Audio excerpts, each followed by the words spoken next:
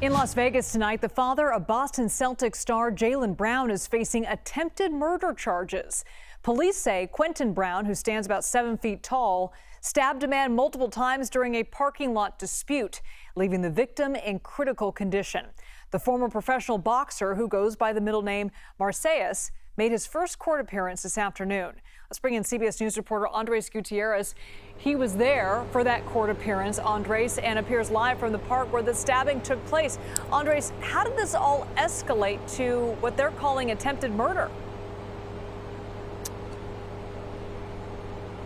Elizabeth, I'm having some technical issues in hearing you, but I do want to preface all of this by saying that you're about to hear some graphic details. All of this happening almost 24 hours ago when the father of Jaylen Brown, Quenton Marselles, ended up pulling up to this parking lot out here and ended up dinging his vehicle next to him. That vehicle was occupied at the time by Cross Tupola, a 28-year-old youth football player who stepped out to check the damage.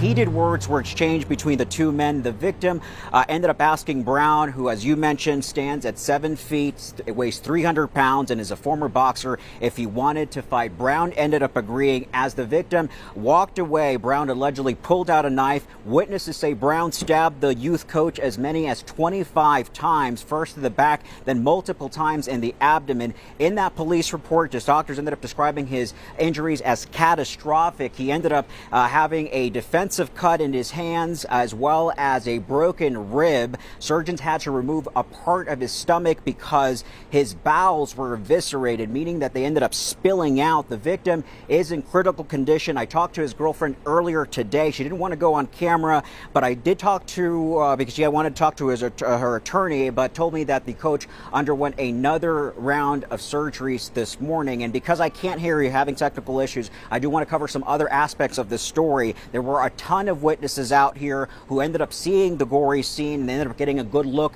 at the suspect's Lincoln Navigator. The cops ended up pulling him over at a nearby interstate. A few minutes later, officers say that he had some cuts, scrapes, and a broken toe. Without being questioned, he admitted that this was all over a door ding, and he ended up refusing a formal interview, but does have a prior arrest from 2016 for battery, which ended up resulting in substantial injury. Witnesses, again, several of them out here, ended up picking him from photo lineups, and police say that evidence showed that he was the aggressor. Brown now is being charged with attempted murder. He made his first court appearance this afternoon at 1:30 local time. Prosecutors ended up arguing there that he is a danger to the community, noting that the brutal nature of this attack. And they also pointed out that he may have a possible outstanding warrant in Georgia. They ended up setting bond at $300,000, and if he is released, he'll have to do electronic monitoring as well as avoid contacting the victim, who again remains in critical condition at this hour. Brown's next court date is happening in 5 days on August 26. Back to you, Elizabeth. Andres Gutierrez live for us in Las Vegas. Thanks so much for that, Andres.